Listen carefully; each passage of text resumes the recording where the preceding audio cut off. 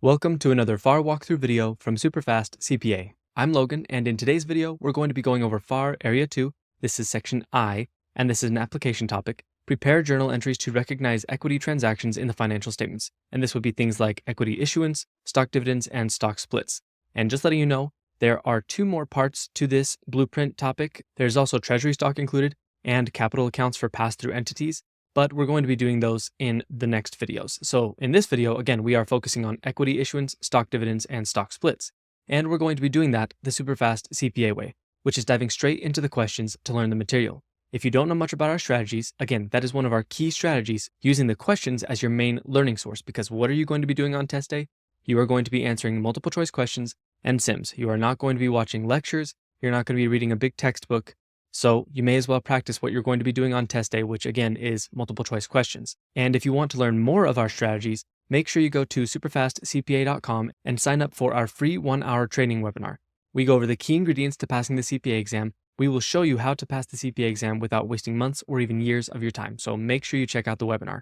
Also, just letting you know, we will only be going over 5 questions in today's video, but Superfast CPA Pro members get access to the full 10 question videos that we make of these 5 question YouTube versions. So if you like this, if you like the webinar, make sure you check out becoming a Superfast CPA Pro member, because you get access to not only the Pro course, which is where Nate teaches you exactly how to study day to day. It's a detailed walkthrough of every part of the process.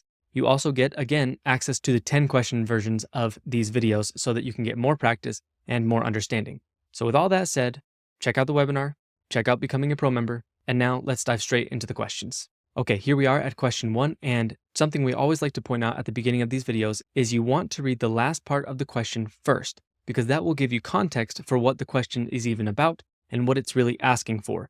It might seem silly in these situations where we're kind of going over questions that are similar to each other, but this is a very good habit to be in for test day and for any review you're doing, because you have no idea what you're going to be seeing. You could see 50 different topics, so to make sure that you can quickly understand what a question is asking, read the last part of the question first, because it will give you context for what the question is talking about.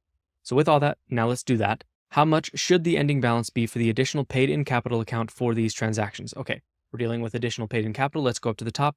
Skyline Corp issued 50,000 shares of common stock with a par value of $5 per share and 10,000 shares of preferred stock with a par value of $20 per share at $25 per share. How much should the ending balance be for the additional paid-in capital account for these transactions? So they are issuing common stock, they're issuing preferred stock. So what are the journal entries? And by knowing the journal entries, we'll be able to know if the additional paid-in capital account is affected and by how much. If you have done this before and you have a general idea how these work, that's great. Go ahead and pause the video and do the calculation, do the journal entries for this equity issuance. But if you have no idea how this works, that's okay. We are using these questions to learn how to do this. So with that, let's go to the answer. All right, here we are. The answer is B, $50,000. That's how much the additional paid-in capital account will increase by from these transactions. So let's walk through this. This is an equity issuance question, just to kind of show you how it works at the beginning. The additional paid-in capital account is affected only by the amount received above the par value. So what does that mean? Let's go down here. For common stock, you would debit cash for the $250,000. Now, how do you get $250,000? You take the 50,000 shares that were issued at their $5 par value, and it doesn't mention that what they were issued at, as in, it doesn't mention that they were issued for more than $5. So we are assuming the $5 par value is how much they were issued at. So again, 50,000 shares at $5 par value gives us $250,000 of cash, because that's why you issue common stock to get cash. And then you credit common stock for that same amount, $250,000. So that's the first journal entry. When you issue common stock or even potentially preferred stock at par, you just debit the cash, or maybe some other account if it's going to that, but most likely it's cash, and you credit the common stock or the preferred stock for however much the shares multiplied by the par value is. Now let's go to the preferred stock. The preferred stock, in this case, you debit cash for $250,000 as well, and that's 10,000 shares multiplied by $25 per share, and that's the issue price. That's how much they were issued at. They were issued at $25 per share, so that's how much you debit for the cash. But this is where it changes a little bit compared to what we did with the common stock. Because the issue price is bigger than the par value, we credit preferred stock for the $200,000, which is only the 10,000 shares at par value. So you can only credit common stock and preferred stock at the par value, and then the difference between the cash, which again was at issue price, and the preferred stock at par value is the additional paid in capital. And it can be differentiated between additional paid in capital for preferred stock and additional paid in capital for common stock. That is something that can happen. So again, you would credit the difference between the two, the $250,000 and the $200,000, and that would give you $50,000. You know, additional paid in capital is kind of like the plug. You debit cash for the issue price, you credit preferred or common stock for the par value of that same amount of shares, and then you credit additional paid in capital for the difference, for any amount that is over the par value. So the ending balance in this case is just that $50,000 from the preferred shares. And again, that's because they were issued at an amount higher than the par value. So with all that, that was an issuance question. Now let's go to the next question. All right, here we are at question 2. What is the total amount that should be recorded in the common stock account for this transaction? Okay, let's go up to the top. Lunar Inc. has 2,500,000 shares of common stock outstanding with a par value of $2 per share. The company declared and issued a 50% stock dividend. The current market price of the stock at the time of the dividend was $15 per share, and the company has retained earnings of $10 million. What is the total amount that should be recorded in the common stock account for this transaction? Okay, so we are again, and this is the whole theme throughout this whole video, is we are trying to figure out the journal entries for these, and that will in turn help us know how much common stock is at the end of this transaction. So this is a little bit different. This is a stock dividend, but stock dividends, stock splits really aren't too difficult. So I think that if you think through these questions throughout this video, you'll probably be able to figure out the correct answer most of the time. So pause the video, try this on your own. I know we haven't talked about stock dividends yet, but they're not too difficult. If you have any idea how to do this, that's great. If you really don't know how to do this though, that's okay. We are again using these questions to learn how to do this. So if you haven't paused the video yet, let's go ahead and look at the answer. All right, here we are. The answer is C, $2,500,000. That is the amount that the common stock will increase by this transaction. So let's go to the explanation. For a large stock dividend over 20% to 25%, by the way, we're going to talk about that in the next question. So just keep this in mind, what we're talking about. This is a large dividend, and it'll make sense why it's a large dividend in the next question. Again, for a large stock dividend, the par value of the new shares issued is used to record the transaction, not the market price. So the market price, we don't need to use that. All we do for the journal entry is we debit retained earnings for the amount, and we credit common stock for the same amount. And what is the amount? We figured out right here. We take the 2,500,000 shares that there were at the beginning. They have a 50% stock dividend, which, by the way, what does that mean? That means that the shares increase by half of this amount. So the shares are going to increase by $1,250,000. So $1,250,000 multiplied by the $2 par value gets us $2,500,000. So this is kind of an interesting situation. It's not always going to be like this, but because we cut it in half and then we doubled it again, it just comes out to be the same. But don't be deceived by that. That's not how it's always going to be.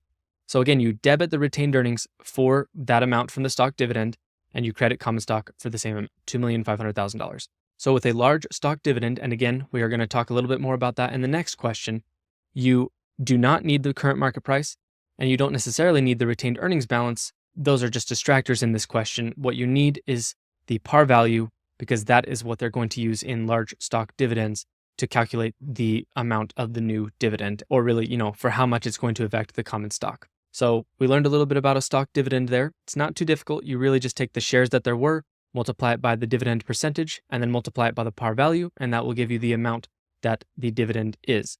And with a large stock dividend, you debit retained earnings and you credit common stock. Now let's go to the next question to expand on that a little bit more. All right, here we are at question 3. What is the total amount that should be debited to retained earnings for this transaction? So let's go up to the top. Brightstar Corp has 500,000 shares of common stock outstanding with a par value of $1 per share. The company declared and issued a 10% stock dividend. At the time of the dividend declaration, the market price of the stock was $12 per share. What is the total amount that should be debited to retained earnings for this transaction? Okay, so again, this is another stock dividend, 10% instead of 50% this time. Pause the video, think about this. Remember, we talked about what a large dividend is. You can probably guess this is a small dividend, a small stock dividend, but you might not know how to handle that, so that's okay. Maybe give it a try if you want, and when you're ready, come back. We will look at the answer together. All right, the answer is C, $600,000 is the amount that retained earnings is going to be debited by. So let's walk through this. By the way, this would have been the same if it was a large stock dividend, but the point behind this question is to show you the journal entry for a small stock dividend. So let's walk through this. For a small stock dividend, and this again is typically less than 20 to 25% of the outstanding shares, the market value of the shares issued is used to record the transaction. So let me reiterate that. Let me say that one more time. If you see a stock dividend that is less than 25 or 20%. Really, an easy rule would be less than 20%. And by the way, the reason they do that range is because depending on the industry, depending on the company, it might be considered a small stock dividend at 21%, depending on, again, the industry or the company. So there's that range of 20 to 25%. So if it's below that range, then it's a small stock dividend for sure. And what does that mean? That means that you use the market value of the shares issued instead of the par value. So let's go ahead and look at the journal entry and how to calculate that. So to calculate the amount that's debited to retained earnings, again, this is a stock dividend. So we take the shares that there were, 500,000 shares, multiplied by the 10% stock dividend, and that gives us 50,000 shares. So there's going to be 50,000 new shares. And what does that mean? You take the market price, because this is a small stock dividend, and you multiply it by the $12 market price. That's $600,000. So actually, now that I'm thinking about it, I misspoke there.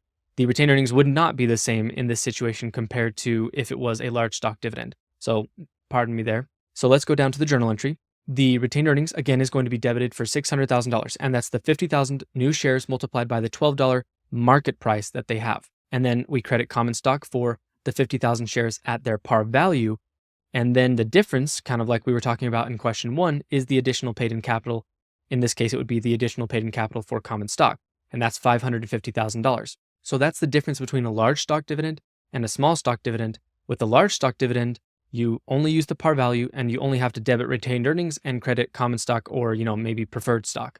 But with a small stock dividend, you have to debit retained earnings for the new shares at the market value. You credit the common stock or the preferred stock at the par value, and then the difference is the additional paid-in capital. But again, in this question, what was it asking for? It was asking for how much the retained earnings would be debited for. And again, it's $600,000 because it's the new 50,000 shares at the $12 market price. All right, with that, let's go to the next question. All right, here we are at question 4. What is the journal entry required to record this stock split? Okay, we're now talking about stock splits. Stellar Wave Inc. has 2 million shares of common stock outstanding with a par value of $5 per share. The company declares a 2-for-1 stock split. So again, what is the journal entry required to record this stock split? Try to think about it. Pause the video. If you have any idea how this works, you already know the answer. If you don't know how this works, again, think through it for a second, and when you're ready, come back. We'll look at it together. All right, here we are. The answer is C. No journal entry is required. So that'll make sense once we walk through this, but you do not have any journal entries for stock splits. And again, that will make sense after we walk through this. So let's talk about it. A stock split does not require a journal entry because it does not change the total value of the company's equity. It only changes the number of shares outstanding and reduces the par value per share proportionately. So in this case, for that 2-for-1 stock split, the number of shares doubles from 2 million to 4 million shares.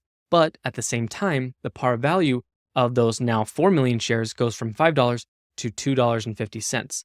So if you think about that, again, if you think about the math, it ends up being the exact same amount of equity. Nothing changes. Before the split, it's 2 million shares multiplied by the $5 par value. That's $10 million.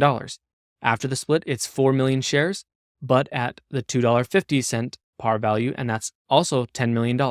So there's no journal entry when it comes to stock splits. The idea is that you need to know how they affect the amount of shares and how they affect the par value for those shares. This is a very easy question. That's how stock splits work. Again, however many it is. So if it was a 3-for-1 stock split, you would multiply the 2 million shares by 3, and you would divide the $5 par value by 3. But with that, let's go to the next question to kind of help that sink in a little bit more. All right, here we are at question 5. How much will be debited to retained earnings for the stock dividend? Okay, so let's go up to the top here. Alpha Corp has 1 million shares of common stock outstanding with a par value of $10 per share. The company declares and executes a 2-for-1 stock split when the market price is $12 per share. By the time the company declares and issues a 20% small stock dividend later in the year, the market price has risen to $15 per share. How much will be debited to retained earnings for the stock dividend? Okay, we've gone over all of this up to this point. You just kind of have to combine some things. Pause the video, do the calculations yourself, walk through this, and when you're ready, come back. We will look at the answer together and see how you did. All right, here we are. The answer is B. $6 million is how much the retained earnings is going to be debited by. So with that, let's kind of walk through all of this. There's a whole bunch of different parts to this, and I'll also clarify what the difference would have been if there had not been a stock split in this situation. So let's go through this. Let's scroll down to see the full explanation. And it looks like it's a little bit too big, so let's just walk through what we can see right now. Impact of the stock split. So what does the stock split do? It takes the initial 1 million shares, that have a par value of $10 per share, and the 2-for-1 split makes it 2 million shares because it's 1 million up to 2 million, and it takes the $10 par value and halves it to 5. What it also does a lot of the time is it also typically halves the market value.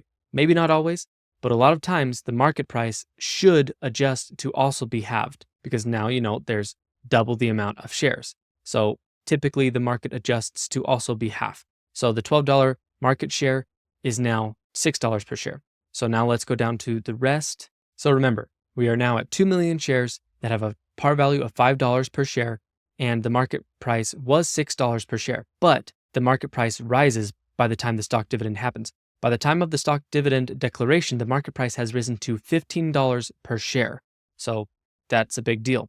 Now let's walk through the rest of this. Remember, it was listed as a small stock dividend. So even though it was 20%, it was listed as a small stock dividend. And that's why there's that weird range of 20 to 25%. It's not always less than 20%. So let's read through this. Number of the new shares issued for the 20% stock dividend. We take that 2 million shares from the split, multiply it by 20%. That gives us 400,000 new shares. We multiply that by the $15 market price because that's the market price at the time of the stock dividend. And remember, this is a small stock dividend. It's considered that based on what we were told. So we multiply 400,000 shares by $15 per share as the market price, and that gives us a debit to retained earnings of $6 million. So what does the journal entry look like for this? Again, because it is a small stock dividend, we debit retained earnings for the $6 million, which is the 400,000 new shares, multiplied by the market price. We take the common stock and we credit that for $2 million because that was 400,000 new shares multiplied by the $5 par value. The par value has not changed up to this point. And then we credit additional paid-in capital for the common stock of $4 million. And again, that's just basically the difference between the market value and the par value. So what does that mean? The 2-for-1 stock split did affect it in this situation. The 2-for-1 stock split increases the number of shares outstanding and reduces the par value per share. The total amount debited to retained earnings for the stock dividend is based on the market price at the time of the dividend declaration. And again, that's because it's a small stock dividend. With the market price rising to $15 per share, the amount debited to retained earnings is $6 million. If the stock split had not occurred, here's the calculation. You would have still only had 1 million shares. You would multiply it by 20%. That's 200,000 shares. You multiply it by that $15 market price, and it's only $3 million to retained earnings. So the stock split really affected this stock dividend because it was a small stock dividend and we were looking at the market price. Now, if the market price had not changed from the time of the stock split all the way up to the stock dividend, that would have been different. It would not have necessarily changed the amount of retained earnings. But because the market price went back up from the $6 all the way up to the $15 again, that's why this stock split affected this stock dividend quite a lot. So with all that, we've gone over a lot in just 5 questions. We've talked about the journal entries for stock issuance, stock dividends, and stock splits. Before we go any further, let's do one more part of the process called pillar topics. Now, the idea behind pillar topics is as you're going through the questions to learn the material, you will notice the things that keep popping up. You've seen 3 or 4 questions trying to teach you how 2-for-1 stock splits work, or just stock splits in general. You've seen 3 or 4 questions trying to teach you the journal entries for a common stock issuance or a preferred stock issuance or whatever the case may be. You notice these things popping up all throughout the questions that you're doing that day. And you're not really focusing on one-off questions where it's, something that you don't see consistently. You're focusing on the things that keep popping up that seem really important throughout all of the questions. That's what you make your pillar topics on. You take a moment, you summarize in your own words the most important things that you learned. And as you're doing this each day, you're building your own personal repository, your own condensed notes of the most important things that you need to know for the exam. So with all that, let's go ahead and look at the pillar topics for this video. All right, here we are at the pillar topics. Again, this is a summary of the most important things that we could learn from those questions, and you might have written something a little bit different than me, but let's go ahead and dive into this. Stock issuance: when common or preferred stock is issued, cash or another asset, but usually cash, is debited. Common or preferred stock is credited at par value, and any excess over par is credited to additional paid-in capital. For large stock dividends, remember these are over 25%. Large stock dividends are recorded by debiting retained earnings and crediting common stock at par value with no impact from market price or stock splits. And that little point right there about the stock splits, we are going to talk more about that in the next 5 questions for the pro members. But let's go ahead and go to small stock dividends. Small stock dividends are recorded by debiting retained earnings for the market value of the shares issued. And remember, small stock dividends are anything that's below that 20 to 25% range. It can kind of vary depending, but definitely underneath 20%, it's going to be a small stock dividend, but it could potentially be a 22% small stock dividend depending on the industry. So pay attention to that. Small stock dividends are recorded by debiting retained earnings for the market value of the shares issued, crediting common stock at par value, and crediting additional paid-in capital for the excess. Now, when it comes to stock splits, they don't have journal entries, so don't get confused by that. Stock splits do not require journal entries as they only adjust the number of shares outstanding and the par value proportionately, maintaining the same total equity balance. So stock splits don't have a journal entry, but they can affect some of the other journal entries as far as amounts depending on market price and things like that. And then finally, journal entry effects. This is kind of a general rule, kind of a general idea here. Issuance, stock dividends, and split each impact equity differently. Issuance adds to or creates equity accounts such as common and preferred stock. Stock dividends redistribute retained earnings to common stock and additional paid-in capital. So basically, again, stock dividends are taking what's in retained earnings and giving it out as more common stock. And then finally, splits adjust shares and par value without journal entries. So with that, those are the pillar topics for this video. We went over a lot, and I hope that was helpful. Before you go, make sure you check out our free 1-hour webinar training on SuperfastCPA.com. Again, sign up for that because we will teach you the key ingredients to passing the CPA exam without wasting months or even years of your time in just 1 hour for free. And if you like it, you'll probably want to learn more. Make sure you check out becoming a pro member of SuperfastCPA because they get access to not only the pro course, which is the big deal. That's where we walk through everything super in depth, exactly how you're supposed to study each day. So of course, the pro course is the big deal there, but you also get access to the 10-question versions of these videos that I make on YouTube so that the pro members can get more practice and a little bit more understanding by doing those full videos compared to just these 5-question videos. So again, if you like this, become a pro member and you will get access to the full versions of these 5-question videos where we typically go over 10 questions or pretty much just double whatever the questions were in the YouTube version. With all that said, I hope you liked the video. Make sure to like it and leave a comment if you did. And with that, I will see you in the next video.